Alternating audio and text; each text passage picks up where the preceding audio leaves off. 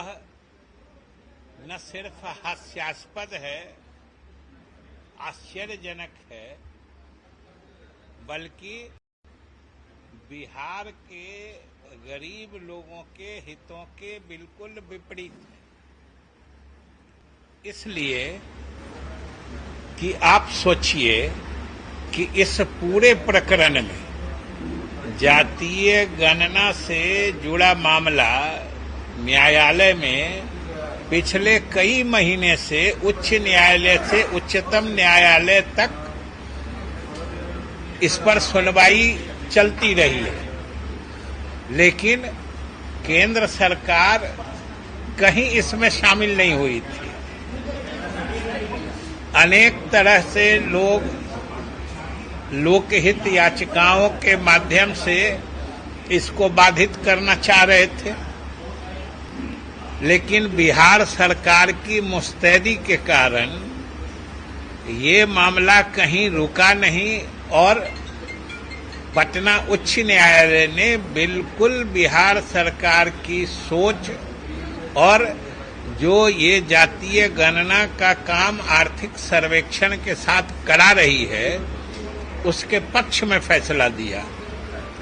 अब इसके विरोध में कुछ लोग उच्चतम न्यायालय गए, लेकिन उच्चतम न्यायालय में भी इतने दिनों से केंद्र सरकार की नींद नहीं टूटी थी, लेकिन अचानक से मामला जब समापन की ओर और बिहार सरकार का जो मामला है, बिहार सरकार जो करना चाह रही है, लग रहा था कि अब उच्चतम न्यायालय उस पर अंतिम अनुकूल फैसला देने वाला है, तो केंद्र सरकार अंतिम समय में उसमें कूद गई और कूदी सो कितने हास्यास्पद तरीके से ये भी आप लोगों ने देखा है कि केंद्र सरकार ने हलफनामे में क्या कहा कि न वो इसके पक्ष में है न इसके विपक्ष में है, लेकिन उनको कुछ कहना है। अब ये सोचिए कि जब आपको न पक्ष में कहना है न विपक्ष में कहना है, इसका मतलब ये कदम ही अपने आप में षड्यंत्रकारी है। कोई न कुछ षड्यंत्र करना चाह रहे हैं आप, और क्या षड्यंत्र करना चाह रहे हैं उसकी कलई कल खुल गई और केंद्र सरकार से लेके भाजपा का जातीय गणना के मामले में असली चेहरा सामने आ गया। भारत सरकार के गृह मंत्रालय जैसे महत्वपूर्ण विभाग द्वारा देश के सर्वोच्च न्यायालय में जो शपथ पत्र दाखिल किया गया, चंद ही घंटों बाद उसको वापस लेके उसमें संशोधन किया गया, और जो संशोधित हलफनामा भी है वो भी बिल्कुल जातीय गणना नहीं होने देने के लिए ही दाखिल किया गया है।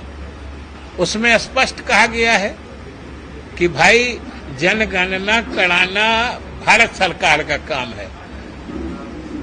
सबसे विचित्र बात तो यह है कि जो केंद्र सरकार ने अपने हलफनामे में कहा है वो हम लोग बिहार सरकार और मुख्यमंत्री हमारे शुरू से कहते रहे, वो बात हम ही लोग कहते रहे कि भाई जनगणना कराना भारत सरकार की जिम्मेदारी है, और हम लोग जो करा रहे हैं ये जनगणना नहीं है, ये जाति आधारित गणना है और विभिन्न जाति के लोगों के आर्थिक सामाजिक स्थिति का सर्वेक्षण है। और उच्च न्यायालय ने भी उसका फैसला कर दिया है कि ये सेंसस यानी जनगणना से अलग एक्सरसाइज है, और तब फिर भारत सरकार द्वारा जानबूझ के एक संशय की स्थिति, कंफ्यूजन की स्थिति पैदा करने के लिए आखिर ये कहने की क्या जरूरत थी। आज तक कोई भाजपा के नेता या केंद्र सरकार ये नहीं बता पा रही है कि आखिर अगर उनको न पक्ष में कहना है न विपक्ष में कहना है तो उच्चतम न्यायालय गए क्यों। कोई कारण नहीं बता रहा है, न भाजपा के नेता बता रहे हैं कि भाई आपको कुछ कहना ही नहीं है और सिर्फ ये कहने के लिए कि भाई जनगणना कराना केंद्र सरकार का अधिकार है, ये कहने के लिए आपको परेशान होने की क्या जरूरत थी? ये तो बिहार सरकार शुरू से कह रही है कि जनगणना कराना भारत सरकार का अधिकार है। हम लोग जनगणना नहीं करा रहे हैं। पटना उच्च न्यायालय का फैसला हो चुका है कि बिहार सरकार जो करा रही है वो जनगणना नहीं है और बिहार सरकार के अधिकार क्षेत्र के भीतर की बात है। तब फिर जानबूझ के, और सबसे बड़ी बात है कि भाई जातीय गणना के कार्य को सफल होते देख बेचैनी और बदहवासी, जिसको कहते हैं बदहवासी का आलम यह है कि समझिए भारत सरकार का सॉलिसिटर जनरल गृह मंत्रालय जो शपथ पत्र दाखिल करता है सुप्रीम कोर्ट में, उसको कुछ ही घंटे में बदल देता है। मतलब होश में नहीं है कि क्या हमको डालना है क्या नहीं डालना है। लेकिन आज भी हम लोग ये नहीं समझ पा रहे हैं कि उन्होंने जो कुछ भी हलफनामे में दिया है उसका अर्थ क्या है, उसका प्रसंग क्या है। वो ये कहने के लिए उच्चतम न्यायालय क्यों गए जो बिहार सरकार पहले से कह रही है, और संशोधन क्या किया है वो भी बिल्कुल मजाकिया है। एक ही चीज को वो दो तरीके से कह रहे थे कि उनका कहना था कि जनगणना कराना केंद्र सरकार का अधिकार है, और जिस 5वें पैरा की बात कर रहे हैं, जो खुद गलती भी माना है गृह मंत्रालय ने, ये गलती से 5वां पैरा चला गया है, उसमें उसी बात को कहा गया था कि भारत सरकार छोड़ के कोई दूसरी सरकार या कोई दूसरी बॉडी ये काम नहीं करा सकता। तो आपने उसको हटा दिया, लेकिन ये काम भारत सरकार ही जनगणना करा सकती है। अब आप ही सोचिए कि इसको कौन प्रोटेस्ट कर रहा था, इस पर तो कहीं विवाद था नहीं। तो ये कहने के लिए जाना, ये जरूर कहीं न कहीं किसी न किसी साजिश और षड्यंत्र का ही हिस्सा दिखता है, नहीं तो क्या हड़बड़ी थी कहने की।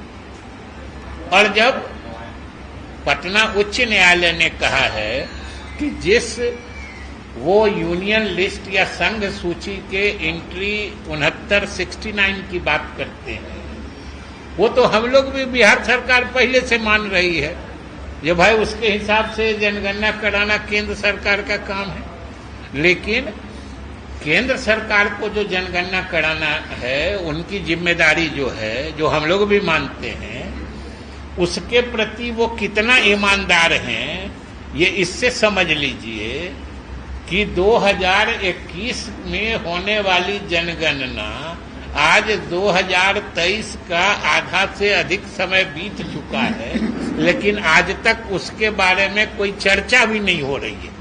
3 साल बाद जो उनका अपना काम है, जो उनकी जिम्मेदारी है, उसके बारे में 3 साल विलंब हो चुकने के बाद अभी कोई चर्चा भी नहीं हो रही है। लेकिन हम लोग जो एक करा रहे हैं बिहार के हर जात हर तबके के गरीब लोगों के हित में, उसको बाधित करने के लिए ये जरूर तरह तरह का प्रपंच रच के पहले तो अपने लोगों के माध्यम से, लोक हित याचिकाओं के माध्यम से रोकना चाहा, वो नहीं रुका, फैसला बिहार सरकार के पक्ष में हुआ। अब अपने केंद्र सरकार गृह मंत्रालय सामने आके कूद गई है और घबराहट, बेचैनी, बदहवासी का आलम यह है कि अभी शपथ पत्र दायर होता है, 2 घंटे में फिर उसमें संशोधन हो जाता है, वो भी अर्थहीन, उसका भी कोई मतलब नहीं है, क्योंकि बात वही की वही है। और बात वही यही है कि केंद्र सरकार किसी हाल में बिहार सरकार के काम को रोकना चाहती है। नहीं तो ये जाके कहना कि जनगणना कराना मेरा अधिकार है, तो कौन कह रहा है कि आपका अधिकार नहीं है? आपका अधिकार है ये भी लोग जानता है, और आप नहीं करा रहे हैं ये भी लोग देख रहा है। तो इसलिए अब हम तो ये समझना चाहते हैं कि कोई आप लोग भी जरूर जरा भाजपा के यहाँ एक से एक वरिष्ठ नेता हैं, जरा ये जरूर पूछिए कि केंद्र सरकार गृह मंत्रालय को इस मामले में दखल देने की या शपथ पत्र दाखिल करने का प्रसंग, औचित्य या कारण क्या था, कि कोई हमको समझा दे जो आखिर क्या कारण था। इसलिए ये लोग सिर्फ इसको बाधित करना चाहते हैं, और जो वो कर रहे हैं वो तो भारत सरकार का ही अधिनियम है, एक्ट है, जिसको कलेक्शन ऑफ स्टैटिस्टिक्स एक्ट 2008 का है। उसी के तहत ये राज्य सरकारों को भी अधिकार है कि वो अपने क्षेत्र में जनता के सामाजिक, आर्थिक या कोई पर्यावरणीय संबंध में कोई भी स्थिति का आकलन करने के लिए सर्वेक्षण का काम करा सकती है। ये तो पूरी तरीके से राज्य सरकार अधिकृत है। फिर भी ये बराबर बाधा डालने का काम ये भाजपा के समझिए असली चेहरे को उजागर करता है, और उजागर ही नहीं करता है।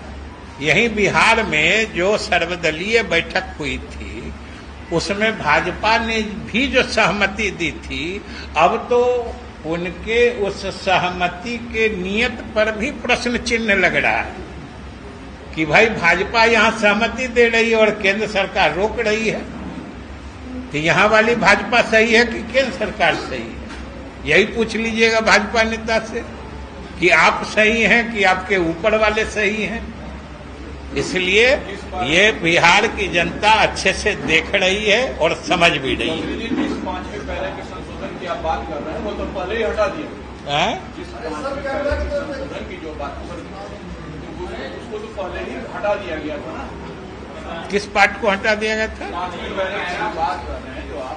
5वें पैरे को बात तो हटाई गई है 2 घंटे में, पहले पीछे का कहाँ बात है।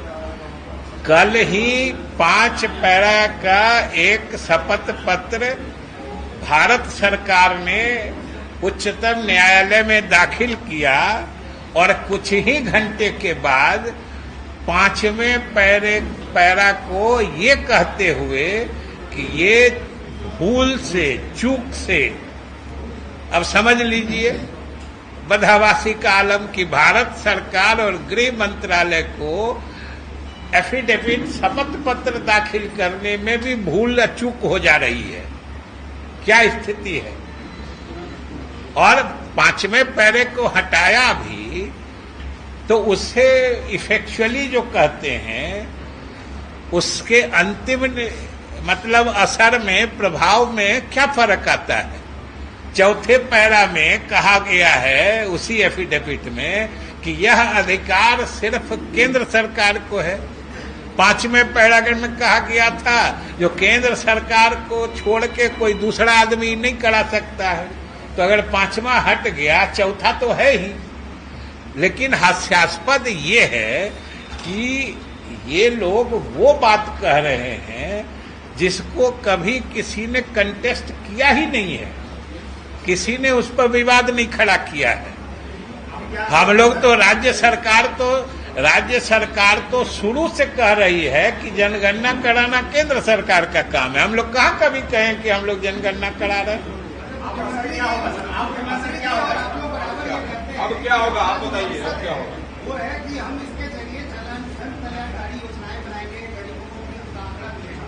आरजेडी ने जो बातें कही है मनोज झा ने, उसका मकसद साफ है। अभी सही दोनों हैं, और सही यही है कि जाति आधारित गणना हो रही है, आंकड़े आएंगे, उसके आधार पर बिहार के लिए, गरीबों के लिए काम करने में मदद मिलेगी। सही ये तो नहीं है। सही अभी जनगणना में, और जिन किसी को भी इसके बारे में किसी तरह की बात हो तो जनगणना कराने का उद्देश्य जो सरकार का फैसला है उसी में निहित है। वो ये है कि सबसे पहले सही आंकड़े आने चाहिए। आज तक जो है कि सही आंकड़े आज तक नहीं आए हैं।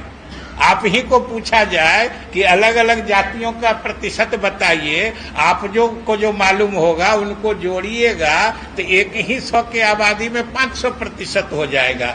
इसलिए और उससे भी बड़ी बात है कि ये सिर्फ संख्या नहीं मालूम हो रही है, इससे हर जाति के लोगों का सामाजिक आर्थिक सर्वेक्षण भी हो रहा है। मतलब हर जात में जो गरीब लोग हैं उनकी पहचान भी हो रही है, उनकी भी संख्या निर्धारित हो रही है।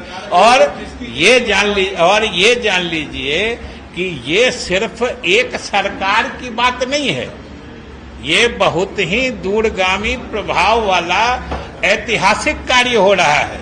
ये एक